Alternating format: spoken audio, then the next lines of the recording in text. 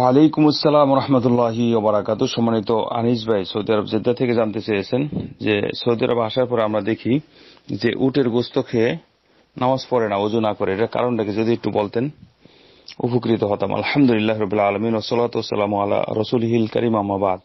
সম্মানিত আজিজ ভাই, আল্লাহ আপনার প্রতি রহম করুন, দয়া করুন।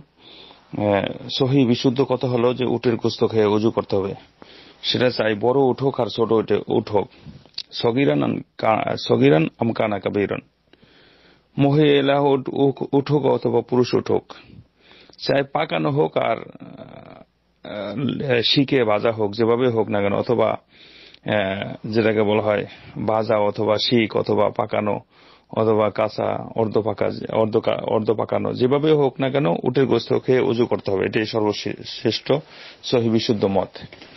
কিভাবে? এটার দলিল হলো নবী সাল্লাল্লাহু আলাইহি সাল্লামের হাদিস স্পষ্ট, যেটা হাদিসে বারা বিন আযিব রাদিয়াল্লাহু আনহু থেকে বর্ণিত। হাদিসটি আবু দাউদে 184 এবং তিরমিজিতে আছে 81-তে। নবী সাল্লাল্লাহু আলাইহি সাল্লামকে জিজ্ঞাসা করা হইলে, উটের গোশতের সম্পর্কে জিজ্ঞাসা করা হইলে তিনি বলছেন, তাওয়াদ্দাউ মিনহা, এর থেকে তোমরা ওযু করো, ওটা খেয়ে তোমরা ওযু করো। এবং আরো জিজ্ঞাসা করা হয়েছে সুইল আন লুহুমিল গানাম, বকরির গোশত খেয়ে কি ওযু করতে হবে? ফাকালা, তিনি বলছেন লা ইয়াতাওয়াদ্দাউ বা লা তাতাওয়াদ্দাউ, যে এর থেকে ওযু করতে হবে না। এটা থেকেও স্পষ্ট প্রমাণ হয়ে গেল তাহলে। আর সাহাবীগণ তারা বলেছেন যে আমরা উটের গোশত খেয়ে ওযু করতাম এবং ছাগলের গোশত খেয়ে ওযু করতাম না। তো স্পষ্ট এখানে প্রমাণ হলো।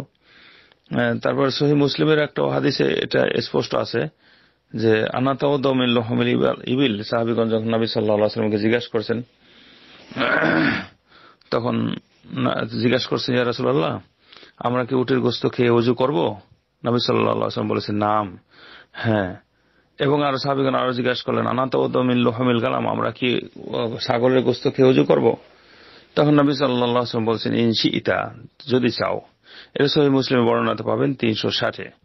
তাহলে সহিহ মুসলিম, আবু দাউদ এবং তিরমিজির এই সহিহ বিশুদ্ধ বর্ণনা দ্বারা স্পষ্ট প্রমাণ হলো এখানে যে উটের গোশত খেয়ে ওযু করতে হবে। এক। 2 নম্বরে, উটের গোশত খেয়ে ওযু কেন করতে হবে এই সম্পর্কে যদি জানতে চান, আসলে এই সম্পর্কে জানার অধিকার বা জিজ্ঞাসা করারও কিছু আমাদের দরকার নাই।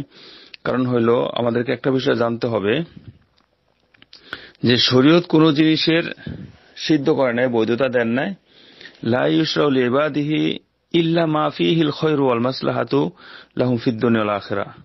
যে শরীয়ত যখন কোন বান্দাকে আদেশ দিয়েছেন, অবশ্যই সেখানে খায়ের, মঙ্গল, কল্যাণ রয়েছে দুনিয়া এবং আখিরাতে, যার কারণে সে আদেশ দিয়েছেন। এমনি ভাবে ওয়ালা ইয়ানহাহুম ইল্লা মা আম্মা ইয়াদুররুহুম ফিদ দুনিয়া ওয়াল আখিরাহ, কোন জিনিস যেটা থেকে নিষেধ করা হয়েছে সেটা অবশ্যই সেখানে ক্ষতির কারণ আছে, দুনিয়া এবং আখিরাতের ক্ষতি আছে বলেই, অকল্যাণ অমঙ্গল আছে বলেই শরীয়ত নিষেধ করেছে। এখন এই স্পষ্ট শরীয়ত এখানে কিন্তু বলে দেয় না কেন এটা উটের গোশত খেয়ে ওযু করতে হবে। বাস আল্লাহ রাসূল সাল্লাল্লাহু আলাইহি ওয়াসাল্লাম বর্ণনা করেছেন। শরীয়ত প্রণেতা আল্লাহ সুবহানাহু ওয়া তাআলা হিকমত রেখেছেন কি, এটা আল্লাহ ছাড়া কেউ জানেন না। সুতরাং আল্লাহর অর্ডার যেহেতু প্রত্যেক বান্দার উচিত, মুমিনের বান্দা যখনই কোনো আল্লাহর অর্ডার আসবে সেটাকে বাস্তবায়ন করতে হবে, এবং যখনই কোনো নিষেধ আসবে বা নিষেধ পাওয়া যাবে তখন সেটা দূরে থাকতে হবে। এটাই হলো তাআতুল্লাহি ওয়া রাসূলুহু, আল্লাহ এবং রাসূল সাল্লাল্লাহু আলাইহি ওয়াসাল্লাম তার অনুসরণ। এই জন্য তো বলা হয়েছে যে যখনই কোনো অর্ডার আসবে, আমান্না ওয়া সাল্লামনা, আমরা মেনে নিলাম, আমরা এটার প্রতি সারেন্ডার করলাম, ঈমান আনলাম, বিশ্বাস করলাম। এটাই মুমিনের কাজ। এই সম্পর্কে কোরআন এবং সুন্নাতে অনেক দলিল আছে, ওদিকে যাব না। তারপরও বিশিষ্ট উলামায়ে কেরাম এখানে কিছু কিছু হিকমত অবলম্বন করেছেন বা বাহির করেছেন। তার মধ্যে 2-1টা আমরা এখানে উল্লেখ করতে পারি। যেমন বলতেছেন তারা যে ইন্নাল ইবিলা ফিহা তাবিআতু শাইতানিয়া, যে উটের মধ্যে আছে শয়তানের কিছু খাসলাত, চরিত্র, বৈশিষ্ট্য আছে। যেমন নবী সাল্লাল্লাহু আলাইহি ওয়াসাল্লামের একটা হাদিস বারা ইবনে আযিব রাদিয়াল্লাহু থেকে বর্ণিত।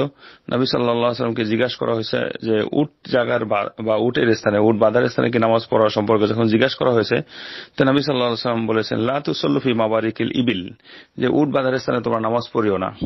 কেন? ফা ইন্নাহা মিনাশ শায়াতিন, কেন এটা শয়তানের পক্ষ থেকে, বা এই উটটা শয়তানের থেকে তৈরি করা হয়েছে, সৃষ্টি করা হয়েছে। এটা আবু দাউদের হাদিসে পাবেন 493।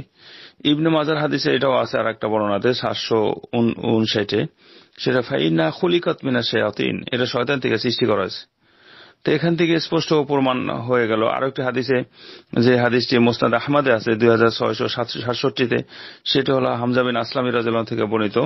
নবী সাল্লাল্লাহু আলাইহি ওয়াসাল্লাম বলেছেন, আলা আলা জহরি কুল্লি বাইরিন শাইতান, যে প্রত্যেক উটের পিঠে একটা করে শয়তান থাকে। ফাইজা রাকিতুমুহা, যখন তোমরা এর উপরে ভ্রমণ করবে বা সওয়ার হবে, তখন ফাসামুল্লাহ আযজা ওয়া জাল্লা, তাআলা আল্লাহ সুবহানাহু ওয়া তাআলার নাম লও, অর্থাৎ বিসমিল্লাহ বলো। ইমাম নাসিরউদ্দিন আলবানী রাহিমাহুল্লাহ সিলসিলা সহিহার মধ্যে 2271 হাদিসটি সহিহ বলেছেন। তাহলে এখান থেকে এটাও প্রমাণ করে যে তার মধ্যে একটা শয়তান আছে বা শয়তানের চরিত্র আছে, শয়তান থেকে সৃষ্টি করা হয়েছে। তাহলে আমরা হাদিস থেকে স্পষ্ট বিষয়টি বুঝতে পারলাম। আরো হেকমত মনে করেন যে শয়তানের চরিত্র এটা, যেহেতু শয়তানের খাসলত আছে, অজু করলে শয়তানের চরিত্র খাসলত দূর হয়ে যায়। এই সম্পর্কে আল্লামা ইবনে তাইমিয়া রাহিমাহুল্লাহ অনেকগুলি কথা বলেছেন। আল্লামা বিন সালেহ উসাইমিন রাহিমাহুল্লাহ কত হেকমত বলেছেন। তারপরে উটের মধ্যে যেহেতু শয়তানের চরিত্র আছে, অজু করলে শয়তানের চরিত্রটা দূর হয়ে যায়। তারপর তাছাড়াও উটের গোশত হলো গরম, উত্তেজকপূর্ণ, এটার মধ্যে খাইলে পানি দ্বারা ঠান্ডা হয়ে যায়। এটা খাওয়ার পরে মানুষের শরীরে রক্ত কলকবজা তখন বেশি পরিমাণে গতিবিধি হয়। তখন পানি যেহেতু ঠান্ডা, আর অজু করলে তখন ঠান্ডার চাপটা, গরমের চাপটা, উত্তাপটা কমে। এই সমস্ত হিকমত উলামায়ে কেরাম উল্লেখ করছেন। আল্লাহু আলাম। সর্বশেষ পরিসরে বলা যাবে যে আল্লাহ সুবহানাহু ওয়া তাআলা অর্ডার দিয়েছেন, সুতরাং অর্ডারগুলি মানা। এখানে এটাই হচ্ছে সবচেয়ে মুমিনের লক্ষ্য উদ্দেশ্য। কেন দিয়েছেন, কি কারণে দিয়েছেন, আল্লাহ ছাড়া কেউ জানেন না। আল্লাহু আলাম। হাযা ওয়া সাল্লাল্লাহু আলা নবিনা মুহাম্মদ। আসসালামু আলাইকুম ওয়া রাহমাতুল্লাহি ওয়া বারাকাতুহু।